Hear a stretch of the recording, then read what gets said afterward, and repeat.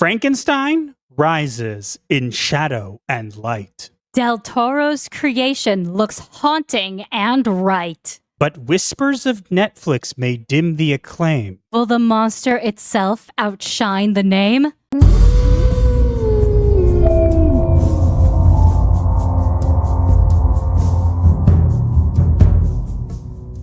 God, I hope so. I want to see this so badly. I want to see this. Me too. One, because it's Frankenstein, but finally done right. And two, it's Guillermo Del Toro. What's not to love? Yes, but obviously we have to address the elephant in the room, which is Netflix, and the fact that Netflix has been known to ruin things. So it's very possible their hand is involved with this. We do not know. And yeah, also that Netflix has been under fire lately for reasons. Yeah, we'll address this briefly. Elon Musk has found, there's some programming on Netflix that's been going around for a while that kind of been pushing certain agendas on children. And Elon Musk found out about it and canceled Netflix. And because of that, like 1 billion other people canceled Netflix. And so it's definitely reflected in their stock.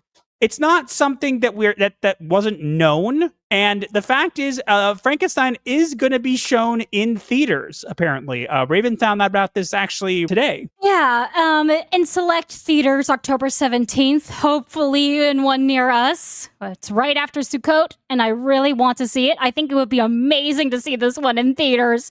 I want to. I wanna. Yes, I also, you made that. This entire thing, it's properly dark. It's properly gory. It's got good body horror. It actually shows the process of him building the monster from parts of other humans. And like literally, it's like the whole thing goes, my maker told you his story. I will tell you mine. That is the opening line in the trailer. And one other line that the monster gives is, my creator, if you will not, I ask from you a single grace. If you will not allow me love, I will respond with rage, or something along those lines.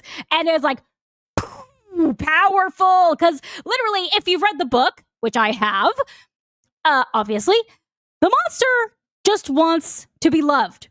All he wants is his creator's, his father's love and acceptance, like, any son would. And the entire story of Frankenstein and Frankenstein's monster is a story of creation and rejection of what the man created.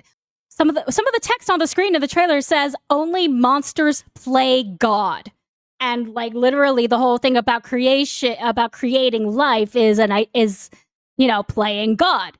So basically it's saying that Victor Frankenstein is the monster, not his creation. And in some ways that is true, because in the book, when the monster asked for a mate, when he asked his father to give him a female so he can have proper companionship, Victor originally obliged.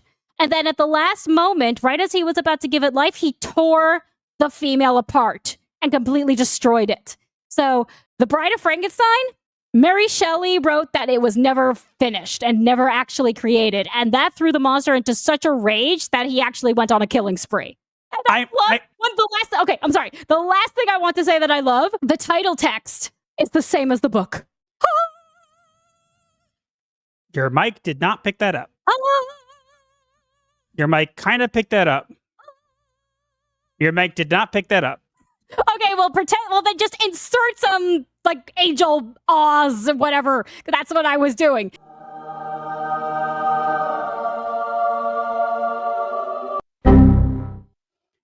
Yeah, so it'll be interesting to see how well this does, not just in the theaters, but also on Netflix, and also how well it stays in with the lore of the actual book. There's been a lot of adaptations of Frankenstein throughout the years. I think the last one I recall that was mentioned was I, Frankenstein, which wasn't good. Yeah, it was also was technically from the point of view of the monster, and involved gargoyles, which were also angels, and was sort of a sequel to the book.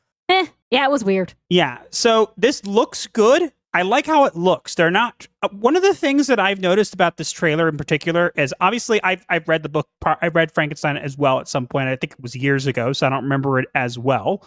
But one of the things I like about this is a lot of trailers, especially for horror movies, like to spoil too much sometimes in the trailers. And this one did not. So I really like that. It did show the monster. Like you could see the image in the top, left corner. That's the monster.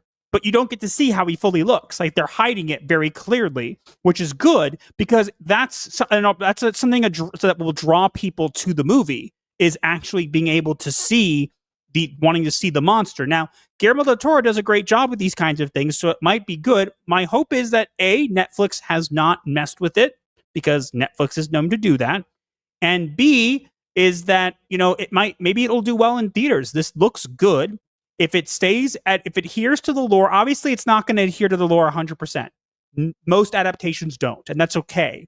People don't seem to realize that people don't necessarily need it to be 100% from the book. We don't expect it to be that way because there'll be some things that just can't be conveyed in film form that you can convey in a book.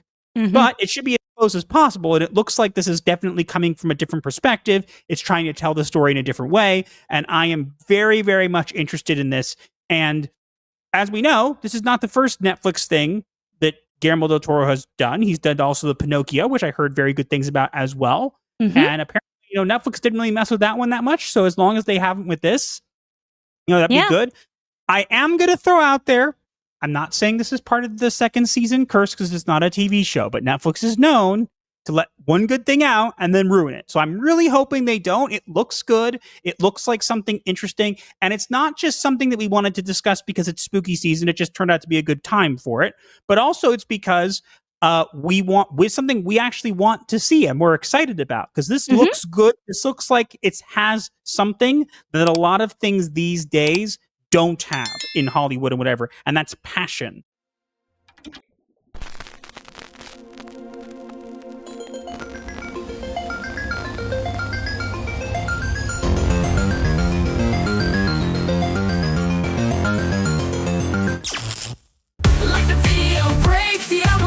Share with your crew, escape life's hell. From spooky memes to advice obscure, here's your dark solace of humor as a cure.